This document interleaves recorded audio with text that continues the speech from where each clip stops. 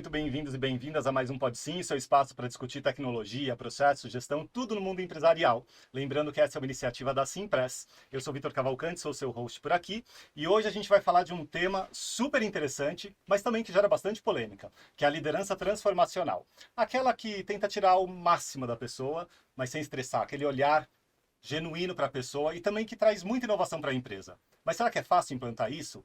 Para responder essa pergunta, estou com 3 feras aqui comigo que vão me ajudar bastante. O primeiro deles é Cláudio Ramos. Cláudio, CEO da CRIA, que sabe tudo sobre Executive Search e vai compartilhar várias coisas aqui com a gente, inclusive o que as empresas estão buscando. Bem-vindo, Cláudio. Obrigado, um prazer estar aqui com vocês, espero poder contribuir. Já são 14 anos nesse mercado aí de Executive Search para Tech, então eu tenho bastante insight, acho que bastante coisa bacana para compartilhar com todos vocês. Com certeza. Também está por aqui Renato Costa, um grande amigo, CIO, CMO, líder de sustentabilidade na Odontoprev. Vai contar qual que é o segredo de gerir áreas tão diferentes e como aplicar questão de liderança transformacional lá dentro. Bem-vindo também. Obrigado pelo convite, um prazer estar com vocês também. E eu acho que o ponto comum de tudo isso é gente, né? São as pessoas, áreas muito diferentes realmente, mas no final das contas lidar com gente e buscar transformação é o ponto em comum e eu acho que isso que ajuda. É isso aí. E por fim, Carlos Pulici, vice-presidente de operações, e ele vai falar como levar essa questão da transformação para dentro de uma área que sempre é a área chata, né? Eu lembro que quando eu trabalhava com eventos, Pulici, eu falava, Pits, vou ter que falar com operações vai me barrar, não vai deixar eu gastar, não vai deixar eu ser criativo. Como que vai levar isso? Bem-vindo aqui ao podcast também. Obrigado, Vitor. É um prazer estar aqui. É um prazer aqui, Sandro, Renato e Vitor. Com certeza existem muitos desafios e como o Renato falou, a questão aqui em comum é pessoas e a gente vai terminar esse podcast aqui talvez com uma visão diferente da área de operações. Com certeza. Com certeza as pessoas estão todas engajadas aí para fazer o melhor para suas empresas. Você sabe que eu fui operações também, né? Depois eu tive que mudar minha visão. Ah, é? Que bom. Mas vamos lá. Normalmente eu começo com uma pergunta já direcionada para cada um de vocês, mas eu queria fazer diferente, jogar uma pergunta única para a gente trazer uma visão inicial do que é essa liderança transformacional para cada um de vocês. Vamos começar contigo, Cláudio? Vamos, claro. Quando o Vitor me chamou, né, uma curiosidade, né, quando o Vitor me chamou para esse podcast para falar exatamente sobre liderança transformacional, eu falei, cara, você não vai acreditar. Em 2007, minha tese de conclusão da graduação, né, de uma das faculdades que eu fiz, que foi administração antes de tecnologia, foi num processo de fusão e aquisição de uma empresa, né? Qual liderança deve prevalecer melhor? Qual terá mais impacto? A liderança transacional ou transformacional? Eu falei, caramba, fiz uma tese. Especialista no assunto com a gente aqui, então, né? Não dá para errar. Exatamente. Botei a barra lá em cima. Mas, enfim, eu acredito que a liderança transformacional, ela vem de um cuidado genuíno, né? Com a equipe, com as pessoas, de entender a essência, de estar próximo dos teus funcionários, de fazer com que eles te sigam por uma liderança, né? Por um símbolo, e não por uma patente, por um cargo específico, né? Tem um filósofo americano, ele chama Herbert Bass. Ele fala que a liderança transformacional tem 4 pilares, né? Que é a consideração pelo indivíduo, a motivação, o estímulo, né? E A influência. A influência, é isso aí. Você tá sabendo mais que eu. E assim, eu pratico no dia a dia, entrevisto muita gente que se acha um líder transformacional e não é, e aí depois eu posso compartilhar com vocês aqui um pouco de insights. Queremos as fofocas. E sou a pessoa mais a favor de uma liderança transformacional em todas as empresas. Acho que é o estilo de liderança mais efetivo e mais contundente para qualquer organização. Massa. Renato, da sua experiência, o que você entende de liderança transformacional? Eu gosto sempre de usar exemplos, né, que deram certo comigo, não eu fazendo, mas alguém que fez isso comigo, né? Legal. E exemplos que tive na minha carreira, que eu pude experimentar isso também e dar certo com os meus times, né? E para mim, eu sempre digo que para o meu time que a característica mais importante de um líder é consistência, né? Porque a gente precisa trazer para o time um ritmo que as pessoas consigam fazer, só que consigam fazer todo dia. É diferente daquele técnico de futebol, né? Que chega no vestiário, dá aquele esporro, aí a galera fica preocupada, vai lá e joga. Mas é consistente fazer isso sempre? Você vai conseguir tirar o melhor do time fazendo isso todo dia? Então, o estilo que a gente acha na liderança transformacional e que funcionou comigo e que funciona para mim é um estilo que seja consistente. Eu fujo um pouco daquele conceito que, pô, o melhor estilo é aquele bonzinho. Aham. Eu acho que é uma mistura de coisas, né, que você traz, de comportamentos, de características, mas se você consegue ser assim sempre, o seu time sabe o que esperar de você. E aí você consegue ter uma execução através da disciplina, né?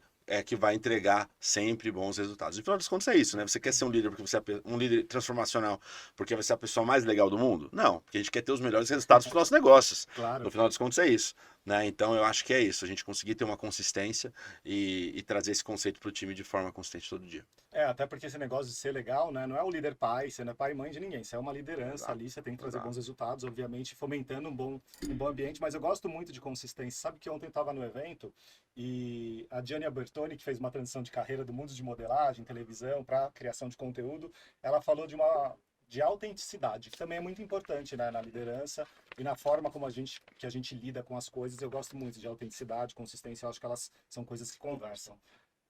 Pule-se. Muito bom. Primeiro Renato, você falou de consistência e me lembrei aqui, muitos anos atrás, nós temos, todo ano a gente põe um mote que a gente persegue ao longo do ano, que são aquelas palavras que a gente quer deixar ela cristalizada na empresa. E por alguns anos consecutivos a gente usou a palavra recorrência e consistência, que acho que traduz um pouco disso que você falou. Sim, sem dúvida. E Vitor, acho que sem ser repetitivo, que os colegas já disseram, eu também acho que o líder transformacional é aquela pessoa que está mais engajada em propósito, em inspiração, né? Uhum. É o antagonismo ao comando e controle, aquela situação que já foi no passado talvez um pouco mais aplicado do que hoje, né? Talvez na era industrial, quando nasceu a questão de liderança, de ter o chefe e as questões hierárquicas, acho que isso faz parte do passado. Eu acho que hoje o líder transformacional é o líder dos líderes, né? É o líder que engaja, que motiva, que consegue trazer as pessoas aí para propósitos comuns e usa de toda essa habilidade para trazer resultado. É muito legal você ter lembrado de comando e controle. Eu não concordo 100% contigo. Eu acho que não ficou tão no passado. A gente está numa transição. Eu vejo. Você sabe que tem uma coisa curiosa? Eu fiz mestrado na Fundação Dom Cabral, né? E teve uma das pesquisas que eles avaliaram os DISCs e os MBTIs dos alunos da Dom Cabral, que normalmente são lideranças, ou CEOs, diretores, tal. Para surpresa geral, assim, 80% era perfil comando e controle. Você tem noção? 80% da liderança que passou pela Dom Cabral era perfil comando e controle. Então, tá mudando. Acho que já tem uma receptividade muito maior, mas tem um trabalho para fazer. E que bom que eu tô com 3 pessoas que reconhecem essa importância da liderança transformacional. E um ponto importante nisso tudo, de foi, não foi, eu tá no meio dessa transição, é as questões geracionais. Sim. É isso aí. A gente está trabalhando com 4 gerações ao mesmo tempo hoje, pela primeira vez na história, né? E imagina se trabalhar com um desafio de 2 gerações para trás, que estão super acostumadas com comando e controle, que nem entende em alguns casos essa questão de inspiração, de aspiração, de propósito. Eu tive uma pessoa que trabalhou comigo, que era um cara muito técnico, não posso falar a posição dele, você não vai saber que é ele. Mas era um cara muito técnico, um cara mais velho, né? E eu sou uma pessoa que eu odeio comando e controle e tento ser bem diferente. Não tinha conexão nenhuma comigo. Ele não conseguia assimilar a maneira que eu queria trabalhar. Não, mas o que você quer que eu faça? Não, não é que eu quero que você faça. Olha aqui tem um objetivo da empresa. O que você precisa fazer? Não, mas não é assim que funciona. Eu preciso que você me dê a receitinha do que eu tenho que fazer. Então, essa questão geracional, para mim, é um desafio gigante também da gente fazer essa transformação. Porque você corre o risco de perder um pouquinho daquela galera que está acostumada, que só consegue trabalhar assim. É um desafio gigante para a liderança nova. Bastante. Isso também deve pegar para você, né? Quando Tem. você vai trazer, porque essa nova geração já chegou na liderança também, né? Não é uma questão que só tá ali nos cargos de base, né? É que são gerações completamente diferentes, né? E uma coisa que a gente tem que entender é, as pessoas se vendem como líderes transformacionais, mas na verdade são líderes transacionais, né? As pessoas também precisam entender que, poxa, às vezes numa empresa, não é uma corrida de 100 metros, é uma maratona, né? E eventualmente você meio que se mudar por um período, um líder um pouco mais transacional para voltar para o transformacional, faz parte, não é errado, né? Você tem objetivos às vezes de curto prazo que você precisa ser mais duro. Tanto é que quando eu estou do outro lado da mesa, né, nós Headhunters estamos avaliando na questão de liderança, às vezes a gente vê a pessoa se posicionando muito, né, como o líder fantástico, transformacional. E um ponto que eu exploro é, qual que quão flexível é esse líder? Esse líder tem que saber a hora certa, né, de elogiar, mas será que ele sabe ser duro também quando precisa? E ser duro quando precisa não quer dizer que a pessoa é um líder transacional. Não, faz parte da liderança transformacional também. Né? Até porque tem a forma correta de ser isso. duro, né? Você em operações tem que fazer isso o tempo todo, né? Todo dia. Mas eu ia fazer esse comentário, acho que 80%, você trouxe o número de 80% que são comando e controle. Mas se você perguntar para ele como ele se autoavalia, talvez o número seja bem menor, né? Não, acho que dá 0. Mas só para corroborar esse ponto que é muito importante, né? E tem espaço ainda para comando e controle. Sempre é o exemplo que eu dou do exército. Imagina se o comandante chega, pessoal, vamos sentar aqui. A gente joga a bomba ou não joga? O que vocês acham? Não, Sim, ali não, sim. ainda tem espaço para ser diretivo e comando e controle em alguns espaços e E ambientes, tem né? momentos que mesmo dentro do mundo corporativo você precisa dessa atitude de tomar uma decisão sozinha, porque a liderança também tem um papel que muitas vezes é solitário de tomada de decisão, em turnarounds, em layoffs, ou sei lá, em transformação da empresa, descontinuação de produto, mudança de equipe, são decisões duras que tipo, você não vai poder fazer uma assembleia e consultar todo mundo e fazer uma coisa mais democrática. Infelizmente não funciona para tudo, né? Muitas vezes os líderes de service delivery, né, que estão nas consultorias, eles trabalham ali por projetos muitas vezes pontuais. E muitos deles tem que ter uma liderança mais efetiva, mais dura, né? Sim. E só tem que tomar cuidado, às vezes, para você não confundir, às vezes, por uma gestão por medo, né? Ah, não, daí é outra Que coisa. a né? gente escuta, né? Mas eles são mais duros e são mais contundentes. O ponto sempre que eu falo é, você precisa ser um pouco mais duro, tudo bem, mas no longo prazo ele é insustentável e o time no primeiro ano vai entregar, mas no segundo ano vai estar sangrando. Sim. Né? E aí, como é que você faz para manter? Porque eles vão sair. Mais de 50% dos pedidos de demissão que eu percebo, né? Não vou te falar o número exato, mas com certeza mais de 50% pediram demissão porque o líder era ruim. Sim, eu acredito. Tem vários estudos que mostram isso, inclusive os casos de burnout estão aí para mostrar também que tem muita areia aí nebulosa. 32% dos profissionais no Brasil hoje sofrem de burnout. Sim, é muita 32%. coisa. E é uma loucura. E é algo do futuro. Eu estudo muito cibersegurança também, né? E tem uma feira que é a RSA Conference, né? Que é a feira mais importante de cybersecurity no mundo. A gente teve um dos temas na palestra principal, inclusive apresentado por um brasileiro, falando do burnout dentro do mundo de cybersecurity. Né? É Como lidar isso, com isso. a TI teve que abraçar esse tema. Eu estava no evento do Cubo a semana passada. Imagina, o Cubo Conecta normalmente é um evento de inovação, venture capital, vamos crescer, vamos dobrar crescimento, vamos crescer 3 vezes por ano e tal. Meu, uma trilha inteira falando só de bem-estar por conta dessa preocupação do burnout no mundo de tecnologia, que é muito intenso e sempre foi um mundo de muita cobrança de resultado. Então tem que dar uma balizada aí. Inclusive o Paulo Costa, que é o CEO lá, ele abriu. A gente está colocando bem-estar aqui porque a gente está pifando. Nós vamos pifar como sociedade, como setor, então a gente precisa tratar isso com responsabilidade. Mas eu queria entrar no dia a dia de vocês, começar pelo Renato. Renato, você é CIO, CMO e cuida de sustentabilidade também. São times com perfis muito diferentes normalmente. Como que você consegue aplicar essas táticas de liderança transformacional e lidar com diferentes públicos, principalmente quando a gente entra em aspectos de criatividade, de inovação? Eu lembro de muitos CIOs tendo dificuldade, às vezes pela própria liderança, que não tinha perfil para isso, ora pelo time, por ser muito técnico, ou por ter esse exemplo que você acabou de citar, de querer uma coisa mais quadradinha, de tarefas, tal. Como que você lida com essa diferença de perfis ali dentro do time? Eu acho que eu tive a sorte, que é o seguinte, quando eu virei gerente muito cedo. Eu era virei gerente de infra com 21 anos, numa empresa gigante, maior empresa de telecom do mundo na época, né? E aí, jovem e audacioso, eu fui sentar com o meu diretor para perguntar para ele assim, o que eu preciso fazer para virar diretor um dia? A resposta dele foi maravilhosa. Ele era super comando e controle, né? Ele falou assim, você nunca vai ser diretor, porque você é de infra, e vocês de infra só pensam em bits e bytes, servidor e tecnologia, e você não... Que motivação, né? Na época era bem limitada a visão, né? Você não pensa no negócio, você não pensa em solução, você não pensa em cliente, então a chance é mínima de você ser diretor no dia. Então eu saí dali, primeiro, arrasado, só que em segundo lugar eu falei o seguinte, eu vou ser o cara de infra mais voltado a negócio na história do universo. Porque eu sou um cara competitivo, eu vou provar para ele que eu posso. Né? E ali, para mim, foi a virada de chave da minha vida, da minha carreira. Então, eu desenvolvi na minha carreira uma visão muito pró-negócio, muito pró-business, muito pró-cliente. Tecnologia não serve para nada, o que serve é a solução. Eu até brinco, toda vez que eu chego na empresa eu mudo o nome da área, né? Eu não quero uma área de sistemas, eu quero uma área de soluções. E é isso que a galera tem que ter na cabeça. Então, quando eu assumi o marketing 4 anos atrás, óbvio que eu não sou uma pessoa de marketing, mas eu sou uma pessoa de negócio, mais do que TI. E eu acho que esse é o ponto comum. Talvez eu dividir em 2 coisas, assim, né, para minha gestão. A primeira, eu coloco muito na cabeça do meu time o porquê estamos fazendo isso. Uhum. Né? Ah, por que pediram? Porque pediram não serve.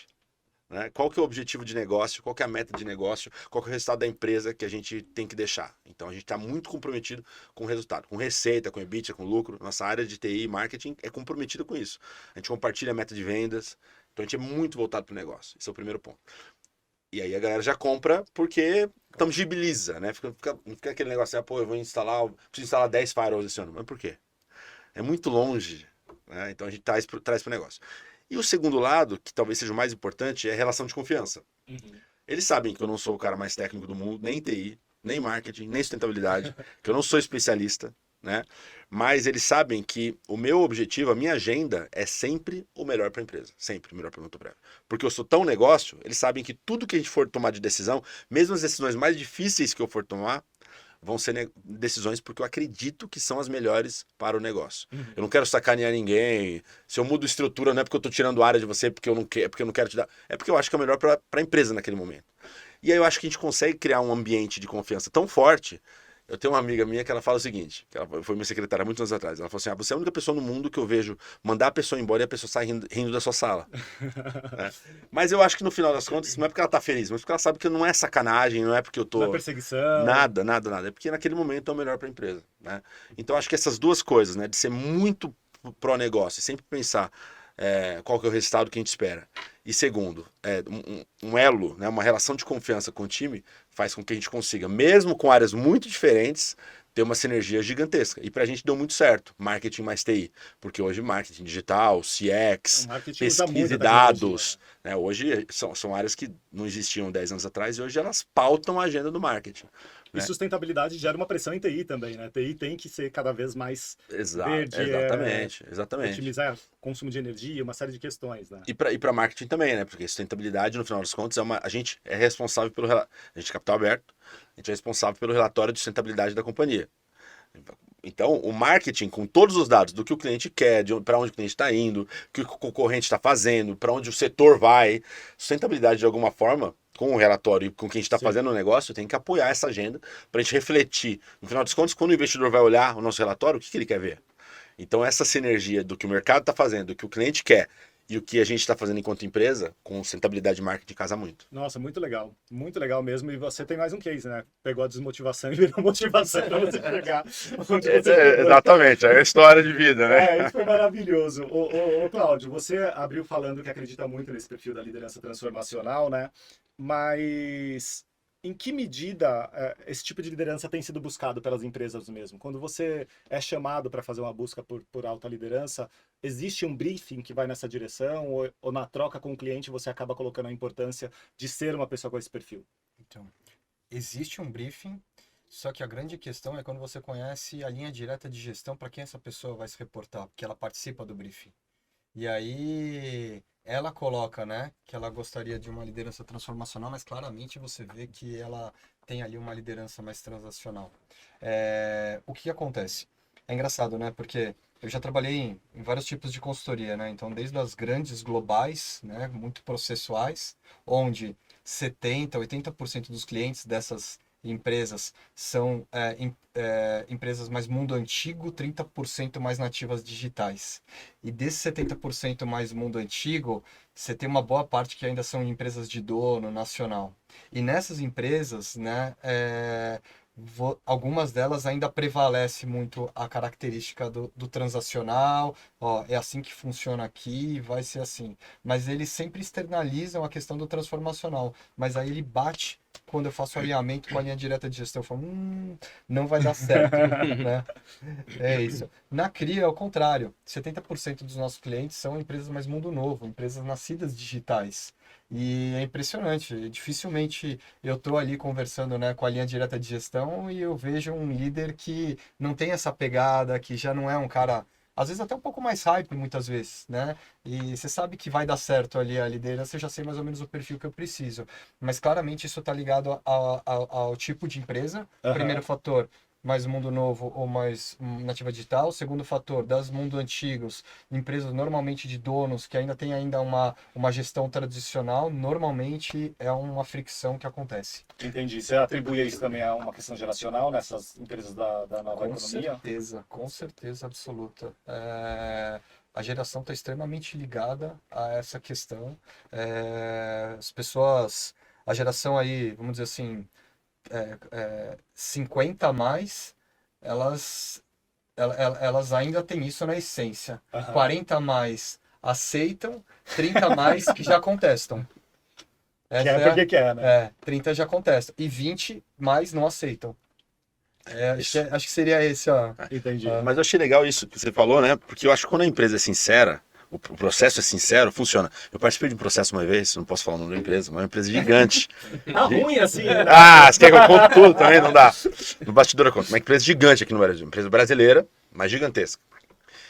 E eu lembro que o RH falou assim, então, o líder, que eu era gerente na época, o diretor aqui, ele é um cara meio complicado. Como é que você lida com isso? Eu falei, complicado como? Aí passaram um pano. E aí no último papo com ele, ele me perguntou, e aí, como é que você lida com um chefe mais duro e tal? Aí eu falei, mas duro por quê? Não, porque é a maneira que eu lido e tal, mas eu entrego o resultado, não precisa ser duro comigo. Não, mas é meu jeito e tal. Aí eu fui pra casa e refleti, falei, cara, esse cara deve ser péssimo. Pra ele chegar ao limite dele confessar isso numa entrevista, eu fiquei com dó dele no final, né? Aí eu passei, falei não, agradeci e tal, e depois eu fiquei sabendo realmente que era muito pesado trabalhar com ele. Mas eu achei legal deles terem falado a verdade pra mim. Não, foi maravilhosa. É autêntico, Porque aí eu Não- posso não decidir é tão se eu comum, quero ou viu? não. Porque eu que decido se eu quero trabalhar com um cara escroto ou não. De repente eu não ligo, mas eu ligo. Então pra mim não dava. Porque normalmente se vende uma coisa maravilhosa na entrevista, né? pois é. Até para gerar uma identificação logo de cara, né? E Pulice, eu ainda não vou entrar na questão das operações, mas eu queria um comentário seu dentro da indústria de TI, serviços, que é onde a Simpress está posicionada, né? Esse tipo de liderança tem sido demandada? Como que você vê nesse contexto de indústria TI / serviços? Eu acho que com toda certeza, Vitor. Assim, na minha visão, eu acho que isso até está um pouco maior do que a área, né? Do que o segmento de indústria que você participa. Eu acho que com toda certeza TI, operações, serviços, a questão de você conseguir desenvolver uma liderança inspiradora, uma liderança que se amarra em propósitos, que consegue engajar o time, os resultados são extremamente maiores do que de uma outra forma, né? Então, assim, eu até vindo para cá, estava pensando, falei, puxa, o Renato trouxe acho que o melhor exemplo aqui do comando do exército. Quer dizer, em algumas operações, talvez uma liderança menos romântica, né? Menos pomposa, talvez ainda funcione bem. Mas salvo essas exceções, né? Eu estava pensando será que o agente penitenciário também não dá para lá ir cheio de florzinha lá tentar organizar alguma coisa. Mas no mundo empresarial como um todo, eu acho que hoje não tem espaço para ser diferente. Quem não é vai ser, quem não é muito vai ser mais um líder transformacional no futuro. E a gente estuda muito o turnover. Nós somos uma operação de alto turnover. Nós trabalhamos com pessoas de formação, né? Primeiro emprego, a gente adquire muita gente de primeiro emprego, então é esperado que um grupo grande saia, né? Mas a gente gostaria de escolher quem sai, né? Obviamente não dá para absorver todo mundo. E é exatamente isso, eu não lembro quem falou, que na verdade a pessoa pede demissão do chefe, não da empresa. Sim, sim. E isso é uma preocupação nossa intensa em operações, em TI, em serviços, em todas as outras áreas da empresa. Esse assunto está muito vivo.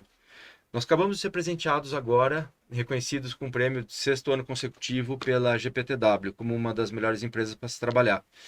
E dentre os vários assuntos que a gente tem trabalhado, um deles, eu acho que um dos principais, é a gente fortalecer a nossa formação dos líderes para líderes inspiradores. Uhum. A gente hoje tem um espaço para a gente chegar no Líder Sim, e a gente está com um exercício gigante dentro da empresa para fazer isso acontecer. É muito legal ter essa preocupação. Eu sei que às vezes a gente demoniza também essa questão da liderança transacional, mas eu acho que o Renato ele usou uma palavra que eu acho que é isso mesmo.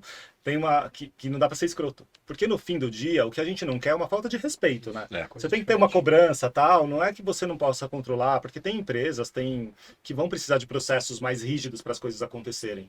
Mas ter uma rigidez de processo para você acompanhar não quer dizer que você precisa xingar a pessoa, atropelar. E tem gente que, no final das contas, a pessoa quer trabalhar, entregar resultado e ir para casa. Ela não quer criar relacionamento. Tem um amigo meu, por exemplo, que ele não gosta de ser amigo do chefe. Ele fala, cara, eu tenho horror a isso. Me fala o que eu tenho que fazer, me dá espaço, deixa eu trabalhar, se precisar me cobre, mas não vamos criar um relacionamento. Não precisa almoçar, não precisa jantar na casa da sua família. Então tem espaço realmente para uma liderança menos próxima, né, mesmo?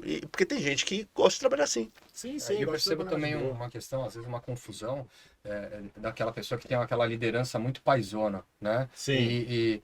Tenho aqui uma liderança humanizada. Peraí, são coisas diferentes. Você isso pode aí. ter uma liderança humanizada, mas o fato de você ter ali uma liderança mais paisona, né? Você tem que, cara, saber balancear até onde você tem que ser mais duro também. Tem uma frase boa dessa questão de liderança paisona, de um consultor de RH, que eu também não vou falar o nome, já que ninguém vai me resposta, eu também não vou falar o nome. Que ele dizia assim, é muito ruim a liderança paisona, porque é o seguinte, tá tendo um problema na empresa, ou você tem que dar um feedback mais duro, daí você chega para o seu liderado e fala, a empresa está fazendo isso, se fosse por mim eu não faria. Péssimo. Péssimo, né? É horrível isso, horrível. porque ele não assume nem a responsabilidade dele enquanto liderança. Ele nem deveria estar nesse cargo, na verdade. Mas é muito comum. E daí entra nessa questão do liderança pai. Ele quer se eximir da responsabilidade, joga toda para a empresa, né? Pra mãe. Pra mãe, joga tudo pra mãe. A mãe tá mandando, a mãe tá mandando, mas se fosse eu, não faria. Então peço desculpas, mas... Transformacional não é só ser bonzinho, né? Aliás, não é ser bonzinho. Não é né? sobre isso, né? Não é sobre isso. E aí tem uma outra coisa, muitas vezes a gestão paisona, né? A pessoa fala, pô, adorava meu chefe, né? O líder, ele não tem que formar seguidores, ele tem que formar líderes, né? Formar seguidores é consequência. Sim. Formar líderes é onde te coloca em outro nível de jogo. E dá trabalho. Eu queria entrar numa questão das características mesmo da liderança transformacional, né? Eu fiz uma lição de casa também, eu não fiz a sua tese, mas eu mapeei 5 características principais. Uma delas é a criatividade, que eu citei no começo, que é aquela pessoa que desafia mesmo o status quo, traz inovação para dentro da empresa. Interatividade, que daí muito no sentido da boa comunicação, engajamento da galera, trazer todo mundo para junto ali do projeto. Os visionários, que daí aquelas missões conseguem explicar a complexidade em coisas simples e engajar as pessoas nessas missões. Empoderamento e autonomia, que eu acho que isso é um exercício gigantesco de confiança mesmo, de confiar no profissional que você tem na equipe. E a gente, no Brasil, e eu falo a gente porque eu também já falei muito com isso, falha muito nessa questão da autonomia. E paixão, que daí é aquela motivação contagiosa mesmo, sabe? De trazer a galera e mostrar, igual você está falando, não, isso é melhor para a empresa, gente, vamos lá todo mundo junto, é o melhor para a empresa. No dia a dia, pensando no trabalho de vocês, o que é mais difícil de aplicar dessas 5 características? Onde que reside o maior desafio na cabeça de vocês? Eu, por exemplo, eu lembro de empoderamento e autonomia, eu tinha muita dificuldade com algumas tarefas de empoderar, talvez não por insegurança, mas muito no sentido de acreditar que tinha só uma forma de fazer certo. Até que eu fui entendendo que existiam N formas de chegar no resultado. Vamos começar contigo, Renato? Vamos. O Steve Jobs tinha uma frase maravilhosa que ele dizia o seguinte, né? A maior burrice que um líder pode cometer é contratar uma pessoa boa e falar para ela o que ela tem que fazer. Se você está contratando uma pessoa boa, você acredita que ela tem cérebro, que ela tem massa cefálica, que ela tem capacidade, que ela tem formação, que ela tem experiência, que ela já passou por problemas antes que ela mesma resolveu, que ela já viu o mundo da maneira que ela vê e conseguiu achar soluções. Então, isso vai de encontro com esse ponto da autonomia e empoderamento, né? Então, eu acho que esse sim é o mais difícil, junto com o visionário, porque você conseguir explicar de uma forma simples um problema complexo é um dom, e a gente falta muito disso nas empresas, né? A gente traduzir por que tem que fazer isso, porque aí se você não fala o porquê, você está sendo de novo comando e controle, vai lá e faça, não é assim. Que é sim. Então, mas eu acho que essa parte da gente conseguir, primeiro, confiar num time que a gente tem e deixar o time trabalhar sem botar a mão. Eu sempre falo isso pro meu time, eu falo, gente, olha só, eu dou muita autonomia, até demais. Eu dou muita autonomia. A área é sua, vai lá e toca, faça. E se der errado? Se der errado, a culpa é minha. Porque esse é o jogo, né? Porque senão a pessoa também não arrisca nunca. Sim, exatamente. Porque ela acha, cara, tá me abandonando aqui. Eu sempre Tá falo, não, fazendo isso pra me penalizar depois, vai né? embora. Mas eu tenho que confiar. Claro. Pra acreditar também que o cara não vai me sacanear. Só não pisa na bola, né? Com os prazos, né? Não, aí eu sempre falo o seguinte, porque tem o erro operacional que acontece e tem o erro negligente. Eu arrisquei, mas peraí, você avaliou todas as condições, você avaliou todo o cenário? Ah, não avaliei, então isso é um erro negligente. Você está colocando a empresa em risco sem avaliar. Não, eu avaliei tudo e apareceu uma variável aqui que ninguém previu. Não, beleza. Então a gente assume a culpa aqui e vambora. Né? Mas eu acho que essa capacidade de conseguir dar. E aí o time se autorresponsabiliza também. Sim, você acaba sim. gerando uma confiança. Porque, pô, o contrário também, o cara fala assim: meu chefe está dando total capacidade, empoderamento, autonomia para mim. Eu não posso frustrar. Uhum. Eu não posso decepcionar. E aí a pessoa se sente responsável por fazer melhor. A galera se assusta, né, com isso. Então isso pra mim é muito difícil, mas acho que é a maneira mais legal de você conseguir fazer a gestão. Você traz o time realmente para uma autorresponsabilização que falta. Bacana. Cláudio? Acho que todos os pontos que você falou são pontos que você consegue ir balanceando, enfim, mas nenhum, e aí eu falo com muita confiança, muita certeza. É a questão da interlocução e a comunicação. Até por quê? Porque o profissional de tecnologia, né, ele nasceu no mundo muito tech, né? E ele não teve culpa disso, né? Ele foi crescendo, crescendo, e essa comunicação vai sendo mais demandada dele, com mais senioridade, à medida que ele vai subindo de nível. E nem sempre ele consegue acompanhar isso. Renato teve uma oratória boa, né? Uma desenvoltura, mas não é todo profissional líder, né, de tecnologia Sim. que tem essa comunicação, A maioria não tem. essa oratória.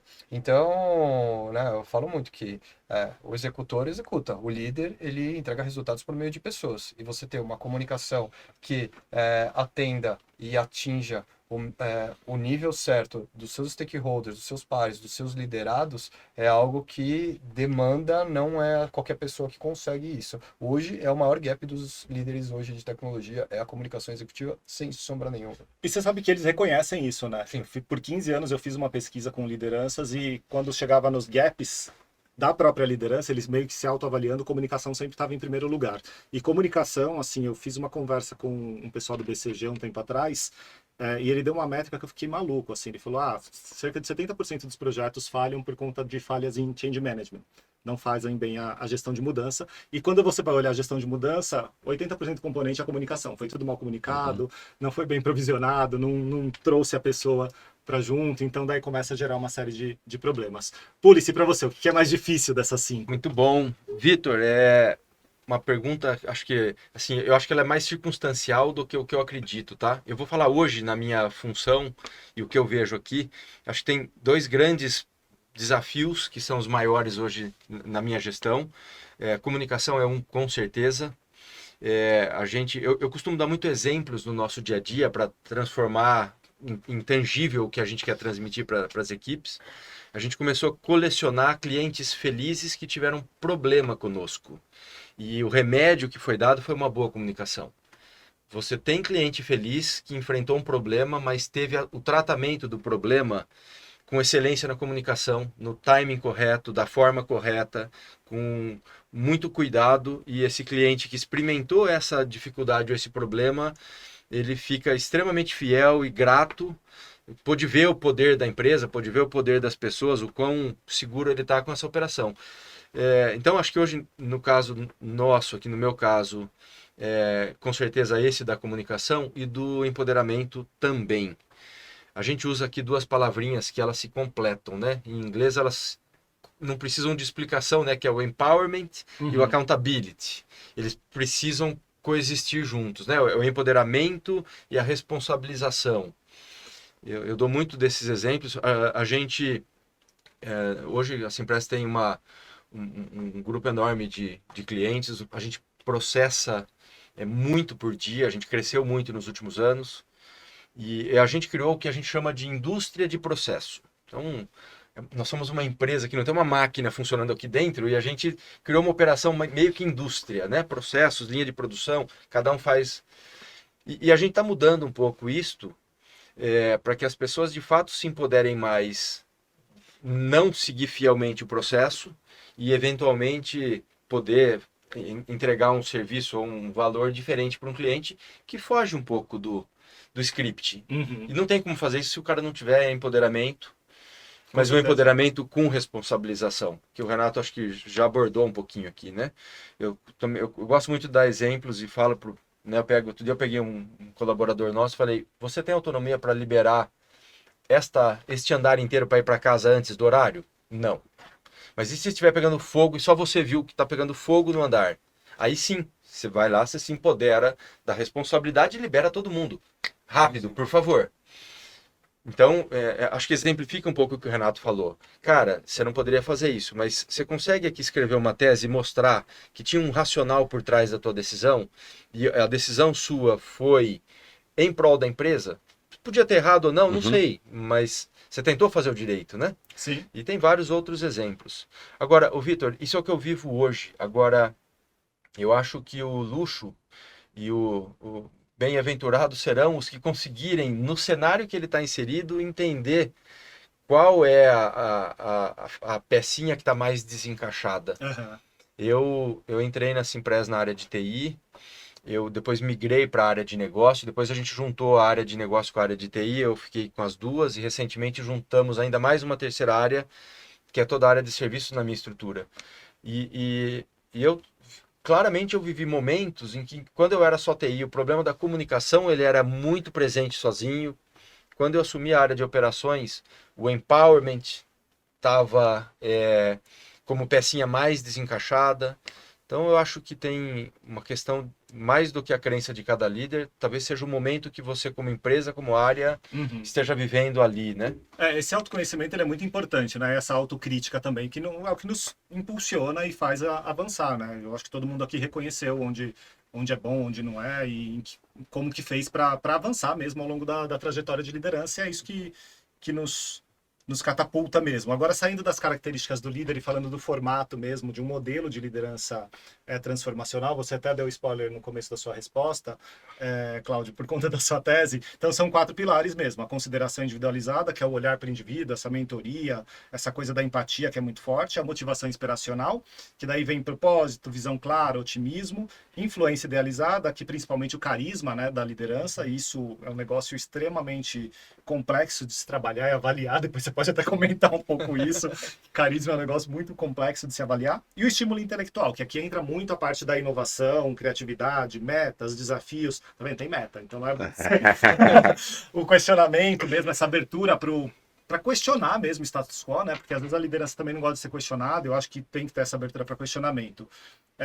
Cláudio, eu queria ouvir de você primeiramente se você acha que é possível exercer isso em sua plenitude, né? Esse modelo dentro dos 4 pilares, e que você comentasse um pouquinho dessa questão da empatia. Possível é. A questão é você conseguir balancear isso com o ambiente que você está inserido. E nem sempre o ambiente que você está inserido, ele vai te propiciar que você atinja a plenitude de todos esses pilares. Então isso é muito relativo. Talvez na empresa dos sonhos, né? Você vai conseguir exercer tudo isso com plenitude. Então, é algo possível? Factível? Sim. Constante? Difícil, né? Hoje são poucos os líderes que eu considero completo, que eu falo, cara, esse cara aqui é fora da curva, dificilmente, muito difícil entrevistar alguém que eu falar, esse profissional ele consegue bater aqui as 4 estrelinhas aqui em todos os pilares. Até porque quando acontece isso, não sei, deve acontecer com vocês, quando você entrevista uma pessoa assim, você sai da entrevista, você passa mais ou menos uns 5 minutos em êxtase, do tipo assim, cara, que cara bom, que cara fantástico, porque te impacta. Imagina eu que Sim. entrevisto muita gente, Nossa e Senhora. quando acontece isso, é realmente assim, um cara muito fora da curva, né? E ele gera essa sensação. Agora, vamos fazer uma reflexão. Se ele gerou esse impacto comigo, que estou fazendo uma entrevista, imagina o impacto que essa pessoa ela vai gerar ali com os liderados dela, Sim, com certeza. Fantástico. né? Com certeza. bom. Com certeza. E da empatia? Jack Welch fala muito disso, né? Que um dos pilares na hora que ele vai contratar é a questão do carisma. A pessoa ela pode ser a melhor em tudo, mas se ela não tiver senso de humor, se ela não tiver um pouco de carisma, ele já descarta. E faz toda a diferença. Eu acho que talvez assim, o carisma ele entra como mais um pilar assim para você Aham. conseguir a plenitude de tudo isso, né? Você encontrar um profissional como esse e ainda com carisma, é o profissional perfeito. É isso. Maravilha, maravilha. E Renato, no campo do estímulo intelectual, que era o que eu mais gostaria de explorar contigo, você pode comentar os outros se você quiser e tiver exemplo. Como que você consegue impulsionar isso nos times diferentes? Você deu algum exemplo de como você lida com a galera ali, de trazer a motivação, falar da questão do negócio, mas quando entra nessa parte de inovar, de um debate, de lidar com o contraditório, como que você trabalha essa questão entre os times? Até porque você precisa dessa inovação constante, Sim. seja em TI, seja no marketing, sustentabilidade, como que é essa dinâmica? A gente tenta criar lá um ambiente, até voltando muito tempo atrás na indústria, né? Tipo o Kaizen, sabe? Você é dono do seu negócio, o seu processo é um negócio. Então, eu sempre digo isso pra galera, né? Nossas áreas, no final das contas, são áreas de custo, centro de custo. TI, marketing, né? As pessoas não enxergam como um centro de lucro. Então, meu sonho sempre é esse: como que a gente traz resultado mais palpável para a empresa? Então, seu objetivo não é criar campanha comercial. Seu objetivo é trazer receita. Como você vai fazer isso? Não sei. Se vira, vai atrás. Né? E aí a resposta, eu vou dar um exemplo para trazer de como a gente tenta fazer isso. Né? Nosso aplicativo, a gente criou um aplicativo alguns anos atrás e largou o aplicativo lá. E o aplicativo foi muito mal. A gente não conseguia passar de 200 mil clientes, sendo que a gente tinha uma base de 6 milhões. E a nota estava 1,8 no Google Play lá. Super baixo. De 1 a 5. Péssimo, né? E aí eu falei, gente, tragam para mim aqui qual é o plano pra gente recuperar. E aí trouxeram, a primeira coisa que eles trouxeram foi uma comparação. Então tinha lá nossa marca, Odontoprev, e tinha os concorrentes. Concorrente A, concorrente B, concorrente C. Aí minha primeira pergunta foi o seguinte: o cliente que tem o nosso plano odontológico, ele tem também o do concorrente? Não. Então por que a gente está comparando com o aplicativo do concorrente? O cliente não sabe o que tem no aplicativo concorrente. Ah, mas compara com quem tem? Então, a gente tem que comparar com iFood, com Netflix, com Uber e com Instagram. Mas não tem nada a ver com a gente. Então, mas isso é o que a pessoa vive no dia a dia dela. Se ela consegue pedir um carro em 2 minutos, ela quer achar um dentista em 2 minutos. Se ela reclama no iFood, o iFood devolve o dinheiro dela em 20 minutos, ela quer um reembolso nosso também em 20 minutos. Então, sai do seu setor, do seu modelinho de pensamento e pensa na vida da pessoa, qual que é a utilidade que a gente pode ter comparado com o que ela faz no dia a dia dela em outros setores. Então são esses modelos que a gente usa, né, de sair do nosso setor, de sair do nosso país muitas vezes e de pensar fora desses modelos convencionais. E esse é o estímulo intelectual que a gente tem que fazer toda hora. Isso eu não delego. Né? Então eu estudo muito e vou atrás muito de cases para poder chegar. E eu acho que não dá para delegar também, né? Tem gente que delega, né? Mas eu acho que o papel da liderança é você inspirar, você também estimular essa questão da inovação, não ir lá e fazer por ele, exato. como você falou, mas estimular. Porque se você não fizer, por exemplo, eu fiz um curso em Harvard, né? Aí eu voltei pra cá e a galera, e aí como foi? Eu falei, gente, agora eu vou agendar aqui no calendário, foram 20 cases que a gente trabalhou lá. Durante 20 semanas vocês vão fazer os cases comigo. Eu podia guardar pra mim, falar, nossa, show. Cara, mas é minha obrigação ajudar a desenvolver a galera, meu time. Claro. Né? Então acho que esse tipo de estímulo intelectual que o líder tem que fazer propositadamente. Porque se você esperar acontecer isso naturalmente, o ser humano tem uma tendência de voltar para a zona de conforto. Sim. Então a minha meta está aqui, eu vou fazer o que eu sempre fiz porque eu sei que eu vou bater essa meta. É muito mais confortável. Né? Mas o que você pode fazer para ter uma meta 2 vezes melhor, 3 vezes melhor, 4 vezes melhor? Tem que sair da zona de conforto. E acho que o líder tem um papel fundamental de provocar isso. Eu gostei muito desse exemplo. Tem um professor holandês que ele deu um exercício uma vez de como pensar radicalmente diferente. E é muito nessa linha. Então você tem uma empresa hoje A que faz carro. O que é totalmente diferente de fazer carro? Vamos colocar aqui produzir geladeira. Tá, então vamos produzir geladeira. Daí começa a fazer todo o negócio que faz sentido para o negócio, que não faz não sei o quê. E o outro exercício que eu fiz daí mais voltado para a inovação, que esse foi no mestrado, é como matar minha empresa. Show. Que daí você consegue mapear debilidades assim da empresa e as pessoas com o olho tudo arregalado. Uma outra que eu fiz com o meu time, que é muito simples também, que é o seguinte. Porque, é porque essa empresa tem... Eu falei, beleza, gente, vamos fazer o seguinte. Se a gente fosse abrir a empresa hoje, o que a gente teria, o que a gente já tem, e o que a gente não teria. E o que não teria, por que a gente convive com isso? Vamos tentar mudar. O que for possível, a gente muda. Esse exercício é muito legal, porque a galera fica com medo. Como ele reclamou a vida inteira, ele para e fala assim, putz, se eu reclamar disso agora, eu vou ter que mudar. Dá muito trabalho mudar. Então, são coisas muito interessantes. Ô, Pulice, e falando da área de operações, né, que no começo eu até fiz a brincadeira contigo, que é a área que sempre pega no pé, a área do processo e tal, mas, enfim, que é um coração da empresa, não tem o que fazer. Quando você olha esses pilares, o que é mais desafiador numa área de operações para você aplicar? Quando a gente fala da consideração individualizada, motivação inspiracional, influência idealizadora e estímulo intelectual.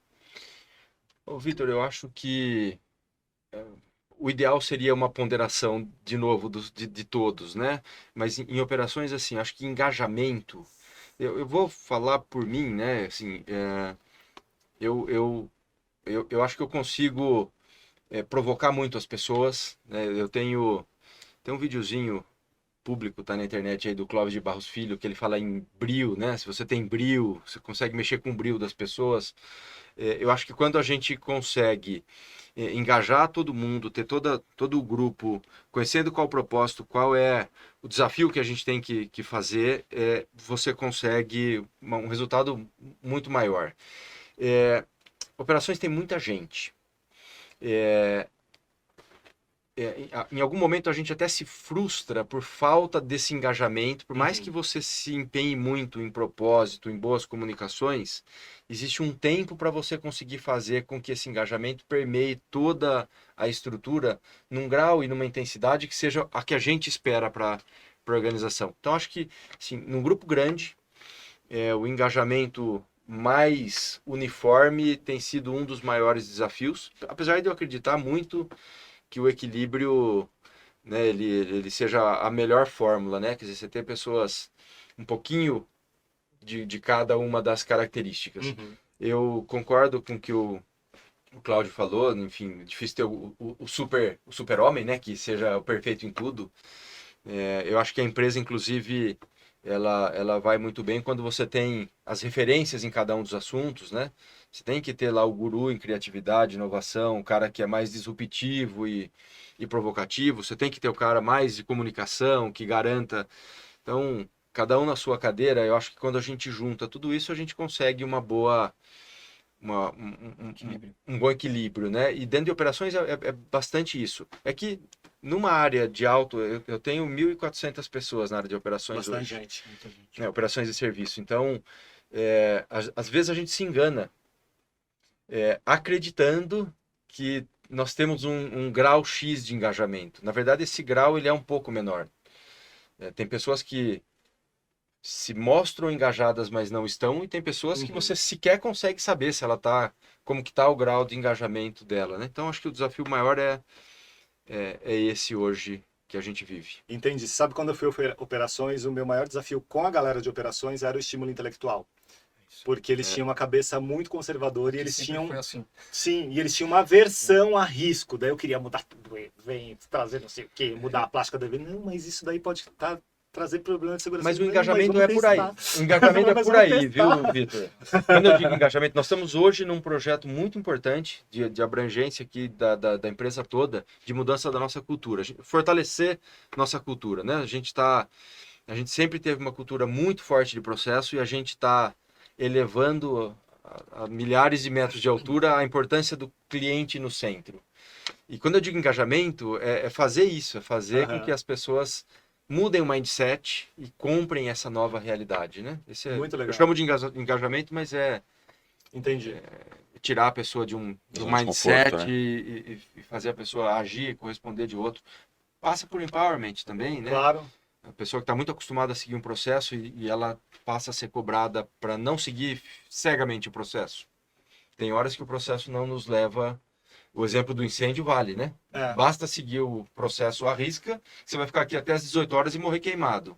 Obviamente não se aplica a tudo, mas é aquilo que eu falei no começo, né? Você tem várias formas de atingir o resultado. E às vezes tem formas diferentes, até mais eficientes do que aquela que você vinha fazendo. E só para dar um livro, indicar um livro, né? Já que a gente está aqui no momento intelectual. Claro. Falando em Mindset, que é o livro da Carol Dweck, que se chama Mindset, né? Uhum. Que ela fala muito sobre Mindset fixo e Mindset de crescimento, que é isso. Eu li o livro. Status quo Muito e bom. você pensar para frente. Muito interessante, recomendo. Maravilha. Gente, estamos chegando no final já. Passou super rápido o papo. E eu deixei pro final uma pegadinha. bem. Deixei no final a pegadinha. Aqui é a comparação. Para você vai ser fácil. Você fez uma tese sobre isso. É a comparação da liderança transformacional e transacional. Na verdade, eu não queria nem que vocês usassem o negócio de é isso ou aquilo. É mais no sentido do ou, porque essa conversa deixou muito claro que a gente precisa ser cada vez mais multifacetado. Então, em alguns momentos, a gente precisa de compor ali com vários estilos de liderança. Então, só para lembrar mais ou menos as diferenças, liderança transacional e transformacional. A transacional, resultado de curto prazo, microgerenciamento, planejamento, organização e controle, ambiente bastante hierarquizado, adesão estrita a padrões e procedimentos para desempenho. Essas são as características principais. Quando a gente vem para transformacional, é visão de longo prazo, macrogerenciamento, comunicação, feedback e empatia, ambiente flexível, e é um ambiente que encoraja inovação, mudanças e relações. Na cabeça de vocês, o que a gente consegue refletir disso, né? O que dá para compartilhar, para trazer em conjunto, e o que a gente realmente deveria cada vez mais deixar no passado? Eu acho que a falta de respeito ficou no passado. As organizações, principalmente multinacionais, enfim, não permitem mais isso, né? Tá out, passou. Eu, infelizmente, não vou falar infelizmente, mas num projeto de curto prazo, com alto volume de dinheiro, a cobrança para uma linha um pouco mais transacional, ela vai ser mais efetiva. E você vai ter que seguir uma linha dessa.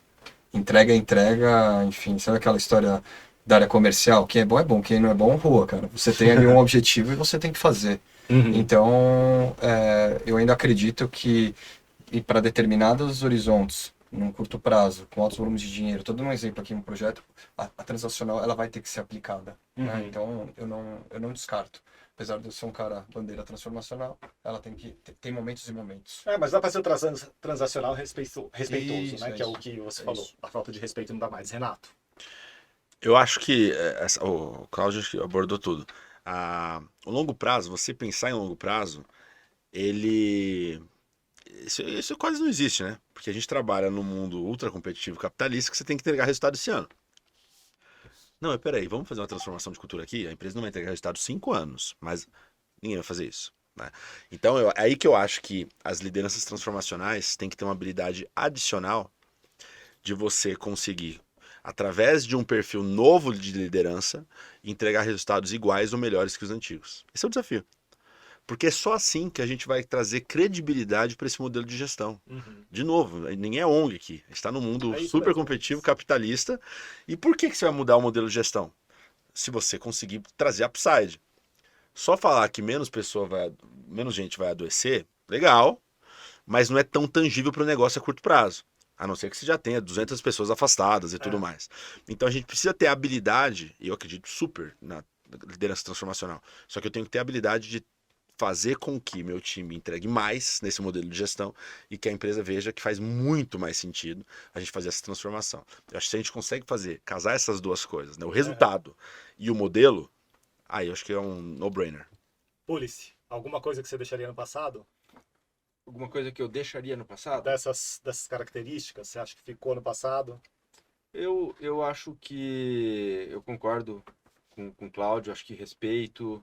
Eu acho que essa questão de você não conseguir hoje ter inspiração nas pessoas, a pessoa não vai vir trabalhar, ou ela vai vir só com o corpo, se você não conseguir tocar uma motivação dela ali e o resultado vem prejudicado. Então, eu acho que isso, para mim, em qualquer momento, ter o grupo motivado, ter o grupo um pouco conectado é super importante.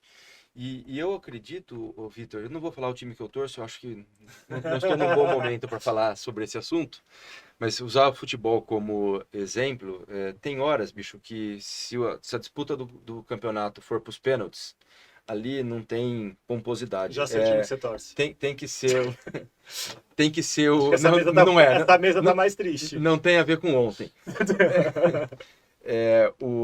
Ali o técnico tem que deixar essa questão, ele tem que apontar o dedo para quem é o melhor para aquele momento, pôr na frente da bola, falar chute e faz. Resolve. Né? Resolve. Acho que é um pouco do que o Cláudio falou, ali eu preciso de um resultado de curto prazo. Sim. Então, assim, eu acho que pro passado, talvez eu deixaria única forma de lidar com a coisa, né? Entendi. Eu acho que hoje você tem... né, a TI viveu muito isso. Eu participei de uma época de TI que você tinha a TI bimodal, né? A TI que Nossa, eu lembro disso. então você tinha, a TI é de um jeito, agora você tem que ter o caixa rápido aqui. Ok, cria uma forma de você encaixar o que você precisa fazer na esteira principal ou na esteira do caixa rápido, né? Então você tem que, como líder, entender aonde você vai. Foi um conceito do Gartner, né? Gartner. Acho que Bimodal. foi. A gente Aí aplicou, a gente aplicou isso. Tem muito, né? Vai Nossa, mudando toda vários hora. CIOs aplicaram Contei isso. do Gartner em 2015. É, A gente aplicou em 2016. Então, agora, se a gente trouxer para o modelo de liderança, eu acho que é um pouco disso. Quer dizer, Aham. tem aquele que a gente acredita que nos levará para lá no futuro. Em algum momento você precisa abrir aquela fila rápida, marcar o gol, ganhar o campeonato, depois volta a fazer treinamento Sim. inspiracional. Eu só fiquei surpreso que vocês não falaram do microgerenciamento. Esse eu deixaria no passado, gente, porque microgerenciamento estressa a galera. Estressa a galera. Se vocês entrarem no Glassdoor, o que tem de gente reclamando de chefe que faz microgerenciamento Nossa, uma loucura, É, É uma é uma loucura. loucura. Mas eu concordo muito contigo nessa questão de falta de respeito, ficou realmente para trás. Eu acho que a falta de respeito é o que estigmatizou também o perfil de liderança Era transacional. aceitável, né? Não, Até era aceitável. 20 anos atrás É, era totalmente. Não, era Totalmente. aceitável e ficou como sendo parte da É. liderança transacional e nunca deveria ter sido parte do modelo de Não, liderança. quanto mais alto, mais bravo. Mais bravo, Era o exatamente. conceito, né? Ele É. podia chutar a porta, podia... Era um É. modelo de gestão, não era um absurdo, era um modelo de gestão. É isso aí. Agora, ô Vitor, mais um minuto aqui, eu sei que nosso tempo já está quase esgotado, mas assim, em Tranquilo. algum momento, e com tato, o microgerenciamento, quando ele tem começo, meio e fim, ele também acho que pode ser aplicado. Eu já participei de situações de estresse que a gente tinha 15 dias para fazer uma reação Aham. ultra rápido. E a gente precisou juntar todo o C-level da empresa e ali teve, na lupa, reunião todo final de dia para acompanhar se o resultado estava... Assim, mas daí uma situação O intuito específica. de Crise. melhoria. Em crise isso Uma funciona crise. muito. Então, em algum uma momento. crise. Mas eu É. digo assim, no Funciona dia a super bem. dia, eu acho que Não, estressa no dia a muito. Mas dia- crise é maravilhoso. Na É. pandemia eu vivi isso lá. Sim, Pois total. é. Na minha experiência anterior, eu era microgerenciamento de tudo, assim, até para saber o que ia funcionar ou não, e tinha que ser muito rápido, É. né? Para se testar. E adorei o que você falou, não adianta ser a liderança bonita se não dar resultado. Né? Porque a empresa Não vai é durar onde muito tempo. Não vai durar Tem, muito tem que dar resultado. Gente, adorei o papo. legal. Muito obrigado mesmo, Cláudio, Renato, Pulice. Galera, espero que vocês tenham curtido muito. E aprendido também, né? Que aqui foi uma Sempre. troca de ideias para a gente aprender bastante. Lembrando que se você quiser aprender mais sobre a Simpress, pode entrar no site e também nas redes sociais. Os links estão todos no descritivo do vídeo. Eu sou Vitor Cavalcante, fico por aqui. A gente se vê. Até a próxima.